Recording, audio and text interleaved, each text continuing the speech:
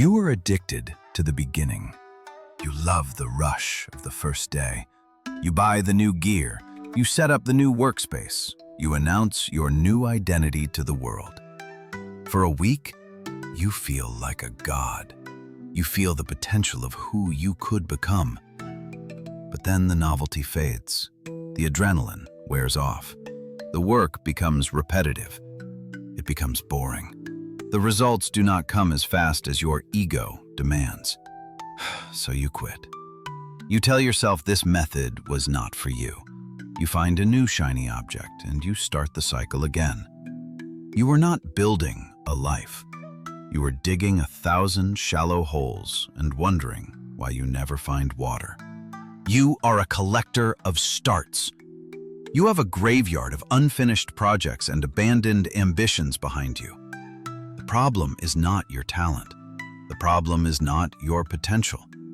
The problem is that you want the freedom of the master before you have endured the discipline of the apprentice. You want to improvise jazz before you have learned the scales. You want to rewrite the rules before you have even read them. There is a map for this territory. It comes from the old martial traditions of the East. It is a concept called Shu-Ha-Ri. It describes the 3 stages of learning. It is not a hack. It is not a shortcut. It is a description of reality. If you try to skip a stage, you will fail. If you try to negotiate with the order, you will fail. The path to mastery is not a straight line of excitement. It is a descent into structure, followed by a slow climb into freedom.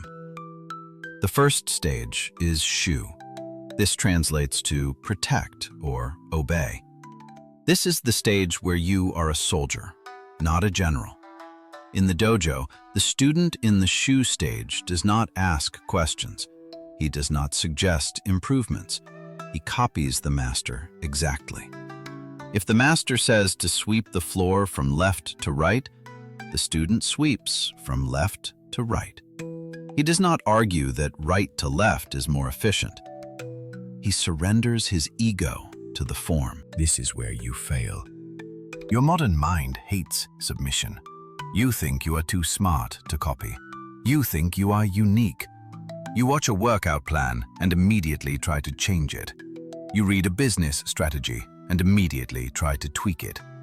You have no data, yet you have opinions. You are trying to innovate before you have a foundation. In the Shu stage, your opinion is a liability. Your job is to repeat the form until it is burned into your nervous system. You must become a vessel. You must become a machine. You are not painting a masterpiece yet. You are just learning how to mix the paint.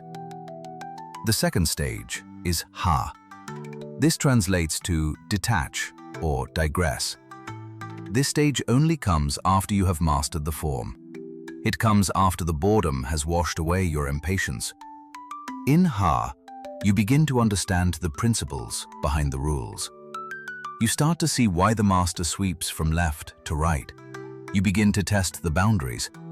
You add a small variation to see what happens.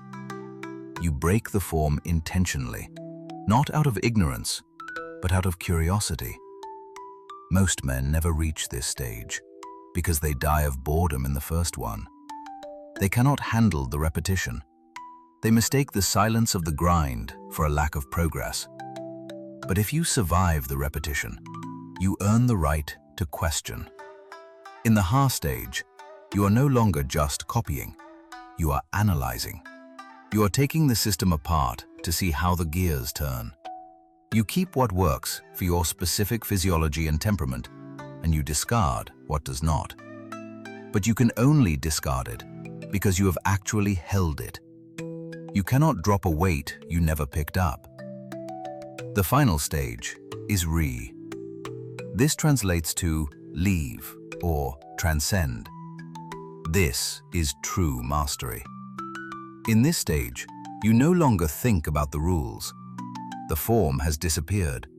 You and the art are one. You move intuitively. You create your own style.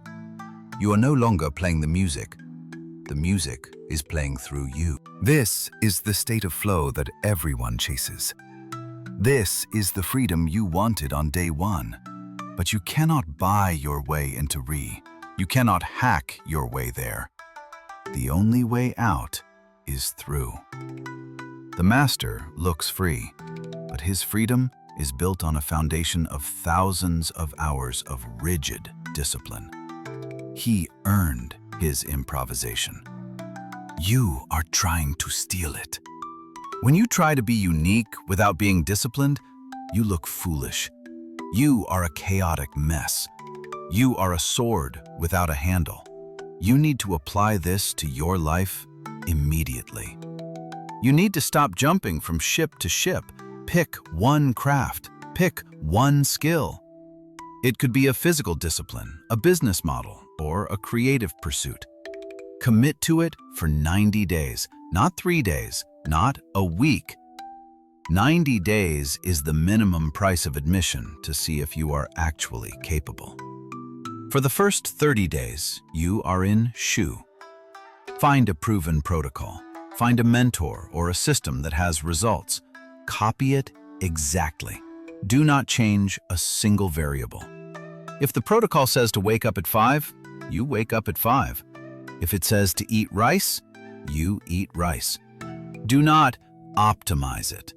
Your ego will scream. It will tell you this is boring. It will tell you that you know better. Silence that voice. Your only goal is perfect execution of the standard. You are building the container. For the next 30 days, you enter Ha. Now you have data. You know how your body and mind react to the standard. You are allowed to change one variable at a time. Adjust the volume, change the timing. See if the result improves or degrades. If it degrades, go back to the standard. If it improves, keep the change. You are becoming a scientist of your own potential.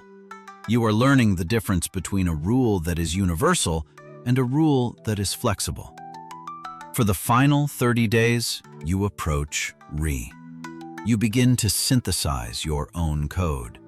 You take the pieces that survived the testing phase and you build a system that is uniquely yours. You write it down. You codify it. You are no longer following the manual. You are writing a new page in it. Even if you only teach this method to your future self, you have transitioned from a consumer to a creator. You must understand that boredom is not your enemy.